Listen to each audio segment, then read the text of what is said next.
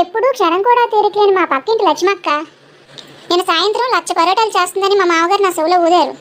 ఏంటి మామయ్య వాళ్ళ ఇంట్లో ఏదైనా శుభకార్యమా అని అడిగా. అప్పుడు మా మామగారు కాదు కోడలు పిల్ల వాళ్ళ ఇంట్లో తినడానికే అని జవాబిచ్చారు. అప్పుడు నాకు అర్థమైంది, ఓహో 1,00,000 పరాటాలకు వచ్చిన తిప్పలా అని తల మొత్తుకున్నా. సరే మరి మీకు తినాలని ఉందా అని మా మామగారిని అడిగితే తినాలని అనిపించే కదా ఈ విషయం నీ దాకా తీసుకొచ్చా అని సమాధానం ఇచ్చారు. ఇంట్లో పిండి లేదు కానీ రొట్టె చేయమన్నట్టుంది మీ అవ్వారం అని అన్నా. సరే ఇంకెందుకు కాలేసి ఇంటి ఎదురుగా ఉన్న కిరాణా కొట్టుకెళ్ళి ఒక 1/2 కేజీ మైదా పిండి తీసుకొని వచ్చేయండి, 1/2 గంటలో 1,00,000 పరోటాలు చేసి మీ అందరికీ తినిపించేస్తాను అన్న. ఇంకా ఆగ మేఘాల మీద మా మామయ్య పిండి తీసుకుని వచ్చేసారు.